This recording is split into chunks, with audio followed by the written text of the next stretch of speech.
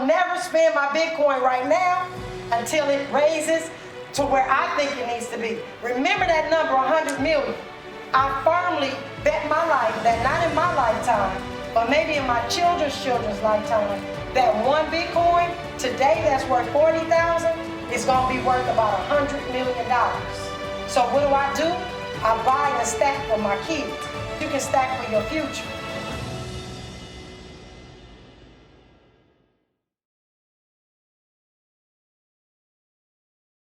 Hey everybody, and welcome to Ahead of the Crypto Curve, where we are creating Satoshi millionaires, one family at a time, one Bitcoin at a time, one Satoshi at a time, and that means you. I am your host, Najah Roberts, aka Young Harriet, and it is my mission in life to lead my people out of financial slavery. In observance of Women's Her Story Month, there is a quote that I would like to share with you today. And that quote says, "As a woman, there will never be a perfect time to execute your dreams because something will always be in the way, always be on your plate, but you must just get started." And that quote, ladies and gentlemen, is from your very own Najah Roberts, because I am that woman that always has something going and never the right time to do anything. Like there's always kids, there's always something involved. And I have had to just say to myself, just start.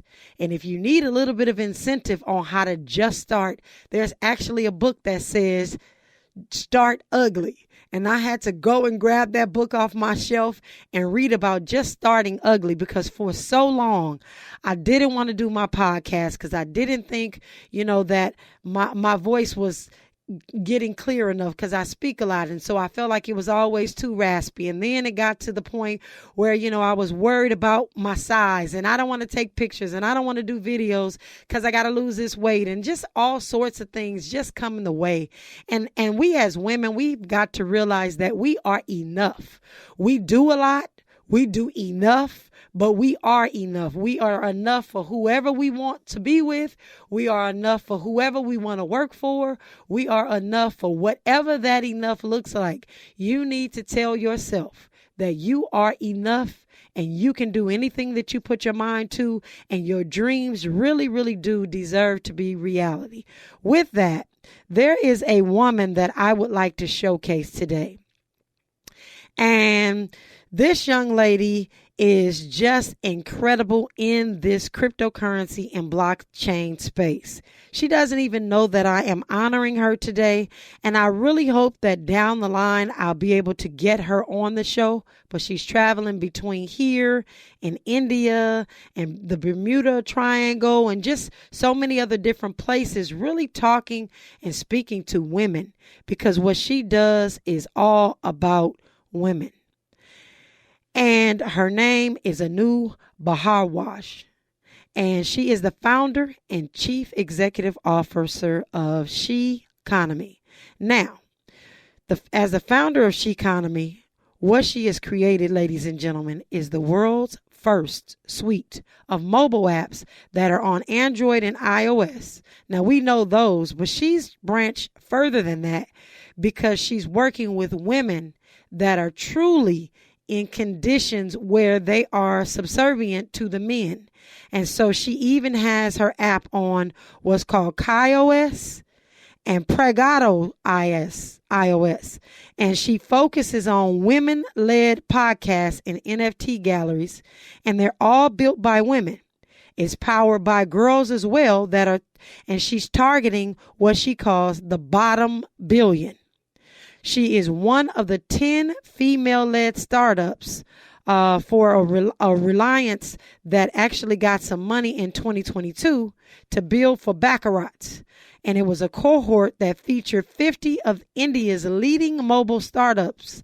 And she was one of those. And she was a global finalist as well for Final Inclusion.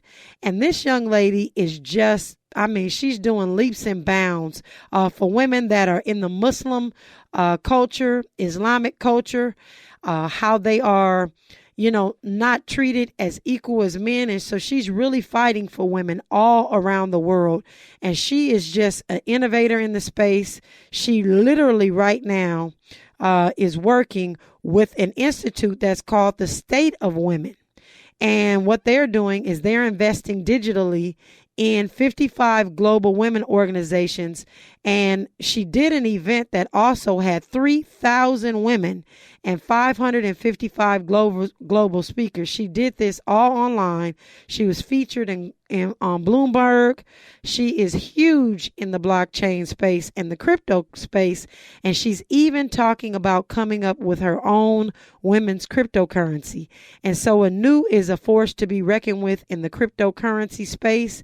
And I am super, super excited to be a friend of hers.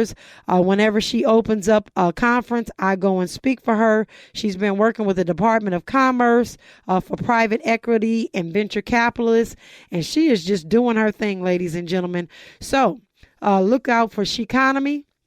Sheconomy is also where I will be more than happy to list some of my things because some of my works, because she is, just really talking about how women in the space, and not specifically all women, because all women don't face some of the scrutiny and some of the things that we as African Americans face, and that those that are on the bottom billion face. And so we're going to continue to work with her in this space to ensure that women get their equal justice in this space and around the world. And so with that being said, we are super excited again to honor her as our woman of today for Women's Her Story Month.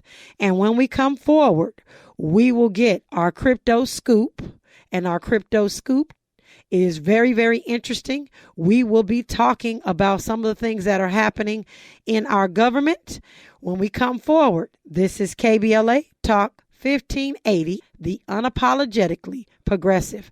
All right, we are ready to roll with our crypto scoop. There are so many things happening in our space that have to relate to the cryptocurrency regulations. Yesterday we spoke about what President Biden signed in order. And today I want to share with you some things about the SEC. There's a gentleman that you may or may not have heard of, and I want to make sure that we're always understanding some of the individuals that are players in our government.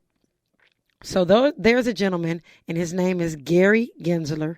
He is actually the chair of the SEC, which stands for Securities Exchange Commission. And I want to tell you a little bit about who he is first, and then I'm going to tell you about some of the things that he is doing in the cryptocurrency and the blockchain space. And when we found out that Gary Gensler was actually being appointed, we were really super excited about it because he had some knowledge about the cryptocurrency and the blockchain space.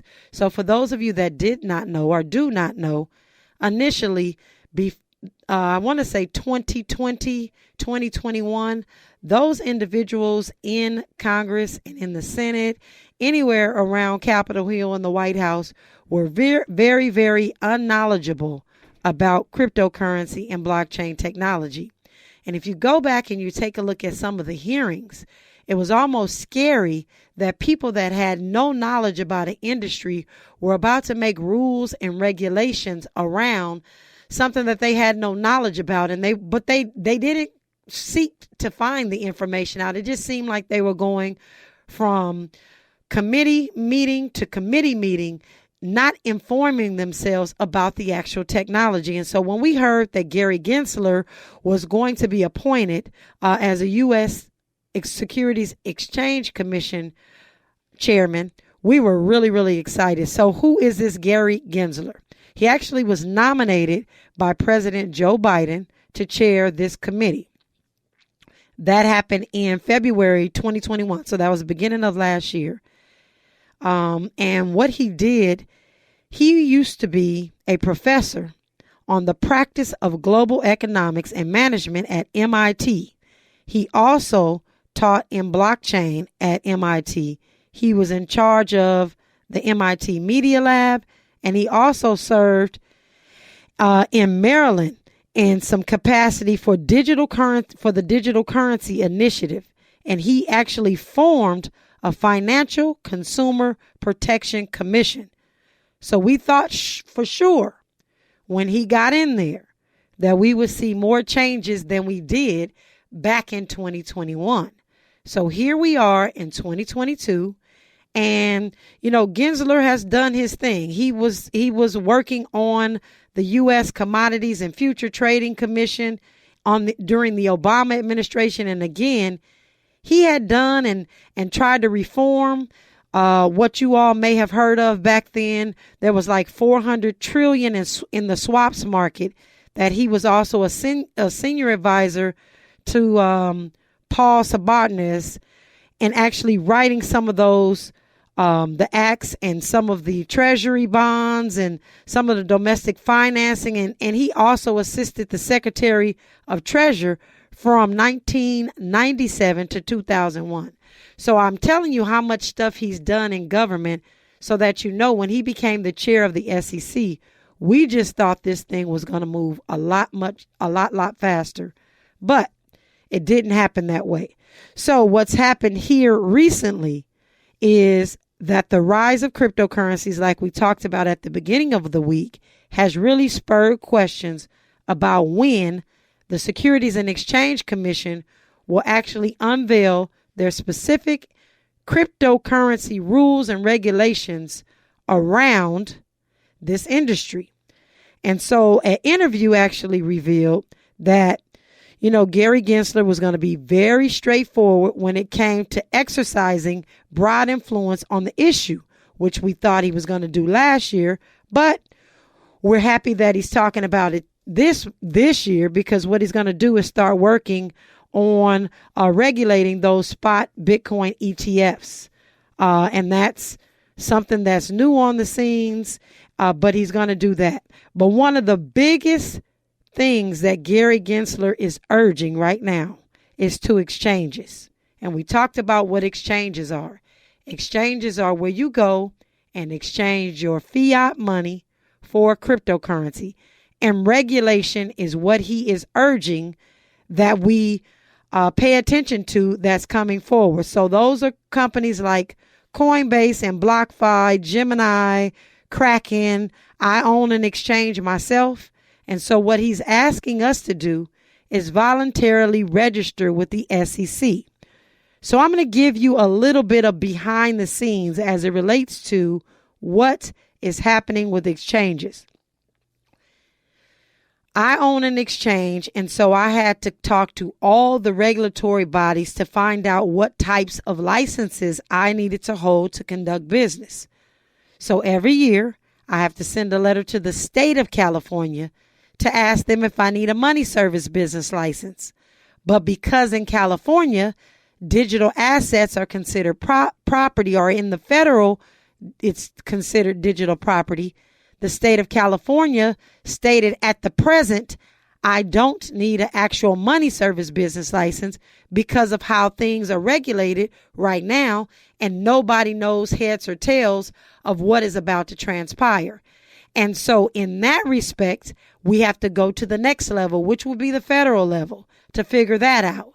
And so with the federal level, the only thing that we've had to do thus far is get registered with FinCEN.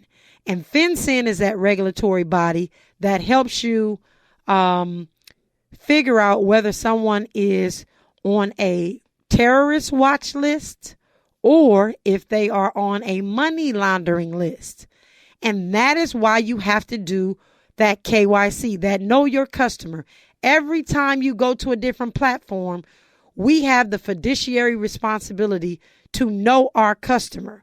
But again, the only regulatory body that I have had to answer to or get registered with has been FinCEN.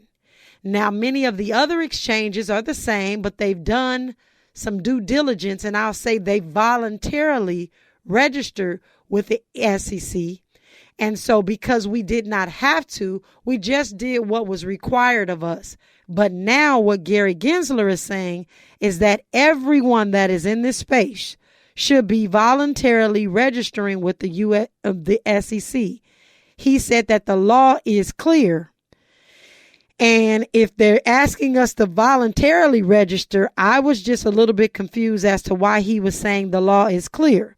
But he also stated that it's not a question whether they're registered or whether they're operating outside of the law.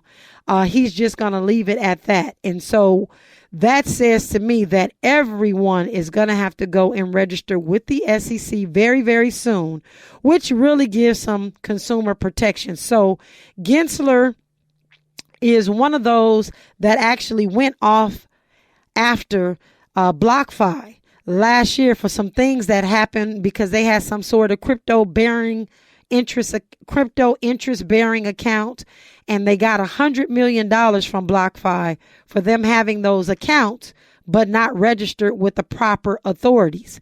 And so everyone that has an exchange will have to comply. How does that bother you, or why is that important to you? Well, how it's going to be important to you is that some of these exchanges that have been doing things that they shouldn't be doing, they're going to be tighter. Everything's going to be tighter on them. The scrutiny is going to be tighter on them. And that's going to cause them to really clean up their books. It's going to cause them to make sure that hacks are not happening. It's also going to cause them to really pay attention, or someone's going to be paying attention to some of their fees and their fee structure. And that's something that a lot of people don't talk about in this space because you don't know, because you're not on this side of the fence. And so when we come forward, ladies and gentlemen, I am going to share with you how Gary Gensler's information about us getting registered with the SEC is really going to assist us as consumers. Again, because it's going to make those industry leaders that have been able to do whatever in the world they wanted to do a lot better. And there's another SEC commissioner. Her name is Hester Pierce, and we'll probably hear about her tomorrow when I honor her. And what she's doing in this space is we call her crypto mom. And she's really making sure that every single exchange is having to do their due diligence, because I can just be honest with you and say, I don't talk bad about a lot of exchanges unless they're doing some things that are unethical to our community, meaning the Black and brown community, or if they're just really ripping people off, or if you heard some of our series earlier on, you found out, accounts were being hacked and there was no accountability. And so if those sorts of things are happening, I'm talking about it. But I want to make sure that you all know that these exchanges have been able to do almost whatever they want. Just like when you go to a grocery store, the stores can charge you whatever they want to charge you for a loaf of, let's just say, home fried bread. At Albertsons, it may be one price. At Food for Less, it may be another price. And at Vons, it may be another price. Well, Bitcoin is exactly the same. From exchange to exchange to exchange, they're able to charge whatever they want to charge for that Bitcoin, whatever their clients are willing to pay. As far as fees are concerned, they're able to charge whatever they want to charge because there has been no real oversight. So if you're wondering why I'm always saying that we don't mind regulation, we just don't want rulers, that is one of the other reasons, because I think it's high time that they start to really take a look at how the consumers are being charged. And they want to worry about the little people. It's not the little people that are doing anything. It is a lot of these big companies that have been able to get away with a whole lot of things that they've been doing because there was no actual regulatory body to get in their way. And so I think that this is a great step towards this cryptocurrency space being safer for us that are on the bigger exchange. And again, I don't fault anybody for any exchange that they want to use, but you really need to understand that they can charge you what they want. They have hidden fees. I say this all the time for some of these exchanges that tell you that the cost to do business is free. Like there's no charges for buying Bitcoin. But then on the back end, they have other hidden fees where they get their money, or the Bitcoin price is higher. They're going to get their money. So as it relates to exchanges, while I'm on this topic, most exchanges, no matter how they package it, is anywhere from 2% to about 5%.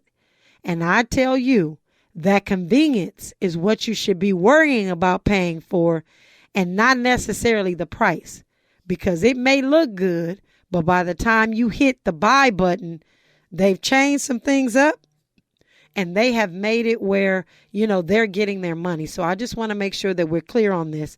And these regulatory issues, companies, these regulatory industries that are jumping into this space to really figure out what they need to do, again, in my opinion, from where I see, is well needed.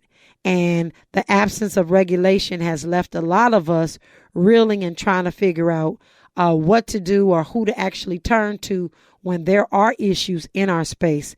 And this regulatory move by Gary Gensler and everyone else is, I think, exactly what we need. And it's something that consumers need on a regular basis. So with that being said, when we come forward, ladies and gentlemen, we are going to talk about some very great information. And people have been asking me what yield farming is and if yield farming is good for our community. I have my opinion. Again, I am not a financial advisor providing financial advice, but this is KBLA Talk 1580. All right, so we are here, and we are talking about yield farming. This is really my first time talking about yield farming in person or on the radio, and that is because I really want our community to be ultra careful as it relates to yield farming. Our assets. We talk about self-sovereignty. We talk about holding on, HODL, HODL, hold on for dear life. So when I hear of folks yield farming, or when I started last year hearing about people in our community yield farming, I kind of got a little bit of wheelies in my stomach because I really don't want our community to lose out. Now, I'm not saying that yield farming is good or bad. So I want to make that disclaimer. Again, I am going to tell you that I am not a financial advisor providing financial advice, but I have sat back and watched some folks do yield farming in my immediate circle that have made some nice amounts of money. But because I have lost so much Bitcoin over the years, I have decided to stay put and not yield farm. But we keep getting the question of what is yield farming. And so I am going to talk about it and kind of give my opinion, which doesn't matter here or there, because if you want to, you will absolutely do whatever you want to do. This space is about you doing what you need to do for you and your family. So what is yield farming? Yield farming was actually the hottest topic in 2020. And it was we call it the DeFi summer. But the DeFi, which stands for decentralized finance, and I realize as I go through this, I'm going to have to give you some definitions, so just bear with me. But DeFi stands for decentralized finance, which was a big hit in 2020. That's when yield farming was the hottest. And what they were doing with this yield farming was they were actually locking up people's Bitcoin, meaning you would put your Bitcoin on the platform or whatever cryptocurrency it was. It was locked up in what we call liquidity pools, and they were using these pools to actually trade, and they were reaching new highs. What is exactly what yield farming is and how it works, and I'm going to explain that in a second. Yield farming is a practice of staking. So let's back up and do staking. Staking is allowing someone to hold your cryptocurrency, your Bitcoin, or your alternative coins in hopes that you would gain some interest on it. So as we know, putting your money you're staking your money in the bank right now, but they don't pay you anything for it. So this is staking cryptocurrency. And again, people, friends of mine have been making tons of money staking. I just do not want to part with my Bitcoin because I've gotten burned so many times in the past. But it is not only staking, but it's also lending your cryptocurrency asset in order to generate some high returns or rewards, whatever they're offering you for additional cryptocurrency. So they could say, let us hold your Bitcoin for a month. That means they're locking it up for a month. And if you allow us to hold it for a month, then what we're going to do is give you 8% worth of Bitcoin back. So that is what yield farming is. This is innovative, but it is very risky and it is volatile. It's actually more volatile than you just buying Bitcoin and holding it. And again, it's in the DeFi space. And I'm going to tell you, it has skyrocketed. Everybody is talking about yield farming and the things that yield farming does. And it's also because of some technology where it's called liquidity mining. And one of these days we'll get into some more of those things. But there's a lot to talk about in yield farming. So I don't want to go too deep down the rabbit hole. And you hear me say rabbit hole. I know a lot of you are new. When we say rabbit hole, it's like once you go in the ground, there's like all these other paths that you can take underground that nobody sees. And so in this space, you'll hear a lot of people say, I don't want to go down the rabbit hole. So you are absolutely correct in understanding that today we're not going to talk about liquidity mining because I don't want to go down that rabbit hole. But yield farming is really the biggest growth driver right now of the DeFi sector. And I personally feel like the DeFi sector is still the wild, wild west. I believe that it is a big balloon that is going to pop because people allow companies to hold their cryptocurrency, which means they have your keys, so they have your coin. And I believe that it really is attributing to the $500 million that is going through this market. And in my opinion, I think it's a bubble that's going to soon pop because companies are going to take advantage of folks that have locked their money up. But in short, yield farming protocols have incentivized people that would normally leave their Bitcoin or cryptocurrency on a cold wallet to actually stake it and lock it up so that they can get involved in these smart contracts, earn incentives. But there are some small transaction fees that happen. But for the most part, they do get interest from the people that they loaned their Bitcoin to, or they give them these governance tokens. And I'm not one to take one of their governance tokens. If I give them Bitcoin, if I was to yield, I would be looking for those platforms that are going to give Bitcoin back because I loaned Bitcoin, and not me loan my Bitcoin and get their governance token back. And so that's what I want our community to know, because some of you are going to say, hey, you know what? I want to stake my cryptocurrency. But you need to be staking and getting something in return that's going to be worth something in the long run. So I just want to caution you and make sure that you're paying attention to that.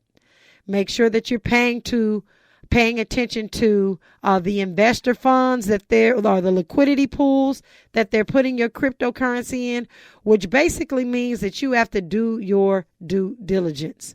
There are certain well-known stable coins that everyone is staking. One of them is USDT. Again, I don't talk about much, but we're going to start breaking some of these coins down. USDT stands for USD Tether. And Tether means that the coin, this particular cryptocurrency called USDT, is tethered to the American dollar. So if the dollar is worth 91 cents, that means USDT Tether is worth 91 cents. And so what you do is you buy the Tether and then you stake it on a platform and they give you interest. And when we come forward, I'm going to tell you how staking of that USD Tether compares to you staking your dollar in the bank, which is absolutely the same thing. And you'll understand why more people are getting into cryptocurrency. All right. So we are back, and I just wanted to kind of expound just a little bit on that USDT, which is the USD Tether. In my opinion, ladies and gentlemen, if you have money that is sitting in the bank and you can afford to just take a little bit of a chance on it. So again, as a former financial advisor, I would say never invest more than you can afford to lose. If that money is just sitting in a regular bank bearing no interest, I'm not even going to tell you that 0.00 whatever they give you in the bank is absolutely nothing. But if you can take that same money, fiat, put it into USDT, and I'm looking, I'm looking and I'm paying attention to what's happening in the farm market. If you're going to leave it in the bank anyway, you might as well do something a little bit better with it. So you could possibly buy USDT and then stake it, because it's the exact same thing that you are doing in the bank at Chase, Wells Fargo, or whatever. You're staking your dollars with them, and you're allowing them to go out and do whatever they want to do with it and give you nothing in return. So at least in this DeFi space, you can stake your USDT and get 8, sometimes 13% interest on the USDT that you place there. So I wanted to make sure that you were clear in understanding why some people are coming into the cryptocurrency space deciding to stake their coins. And maybe they don't have Bitcoin at all. I've met tons of people that don't have Bitcoin at all. They just got in it to get USDT because it was tethered to the dollar, to put it in a staking pool, and they've been earning on that. But remember, when you cash out of that smart contract and you get that interest that's been earned, there are tax implications, because you're now taking yourself, as most people do, from, let's just say, from fiat into USDT to stake. And then from staking, you're going back into US dollars. So if that's been within 30 days, you need to talk to your tax professional, because it's counted in a different way than it would if you had it in there for longer than a year.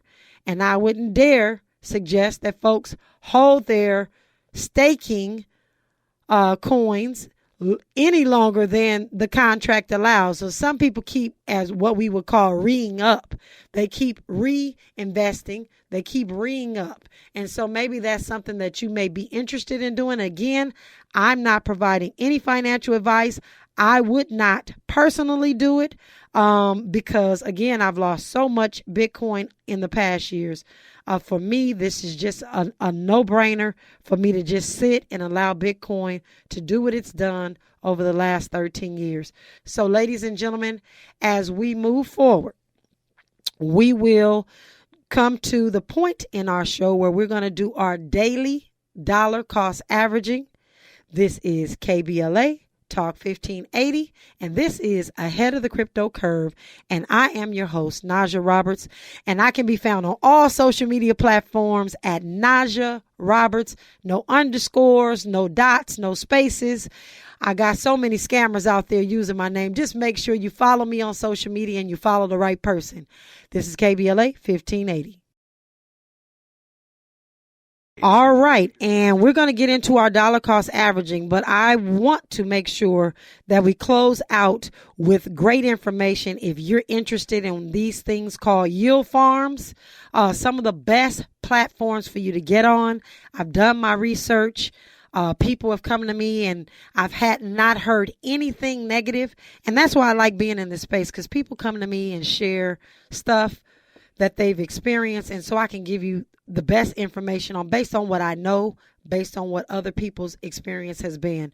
One of those platforms is Aave, which is an open source project. There's also Curve Finance. It is a DEX.